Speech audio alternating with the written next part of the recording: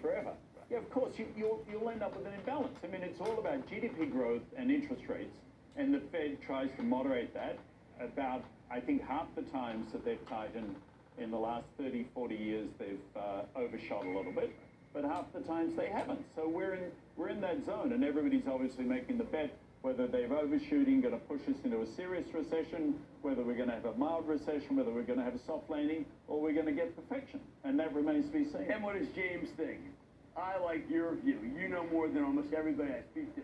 Yeah, well, I think it's unlikely that we're going to have a hard landing at this point. I think the Fed will keep pushing. I mean, we're at a little over 3% now. They'll probably end up at our house call is 4.5, 4.75. Listen, we're toggling between inflation, unemployment, and rates. And my sort of nirvana scenario for now would be 4, 4, and 4. Get inflation back to 4%, bring rates up to 4%, and have unemployment which is slightly below 4. It'll tick up a little bit to 4. That's nirvana. We probably won't get that, but I don't see yet enough to tell me this is a real crisis. Geopolitical issues aside, right, that could tip things very differently. Obviously, if I'm wrong about the Fed's ability to tame inflation, that tips things differently. So there are reasons to be concerned, clearly. The market is not stupid. The market reflects that. So we've got to respect the market. And we've got an inverted yield curve at the moment, so there's a lot going on. But I personally am not seeing the sort of very dire crises we've seen through my career. Well, that's really important because I've studied your career, and I recognize that if you felt that it wasn't worth staying the course, you would actually say it. You would say, you know what, Jim, it's actually not a bad idea to sell a lot of stock here. I'm not hearing that.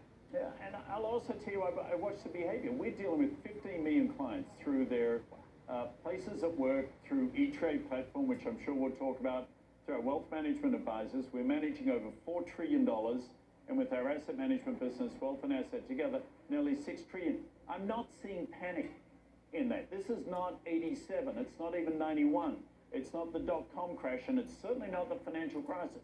That doesn't mean it can't become one of those, but it's not there yet, and behavior supports that. Well, we are going to talk about how you have really revolutionized the firm in a way that, I think you're the best at. But before we get to that, it sounds like to me that if we don't get nirvana, even if we don't get nirvana, we're still not in the situation like in 2007, 2009, where Morgan Stanley was at 11, 10, 9, and I was concerned about the viability of a lot of the firms. That's not going to happen. Well, there are two things that are very, very different from, frankly, all of those crisis periods I've talked about. The first is the bank's capital and balance sheet. The U.S. banks, and okay, I'm talking my own book, but on behalf of our peers, the 8 G-SIBs, globally systemic banks, are in the best shape financially they've been in decades as a group. Different business model issues, etc. But as a group, from a capital liquidity perspective, going into a crisis, you want your financial system and you want your core banks to be strong, and they are. Secondly, consumers, they refinanced a lot of their mortgages. They had the luxury of very low rates for a long time. They saved during COVID. Consumers coming into this with their personal balance sheet better. Those two things are very different from some of the other periods we've had the last 20 years. Now, what are you looking for to see that perhaps the Fed might be done? What has to happen? Does unemployment have to go to 5? I mean, you talked about the 444.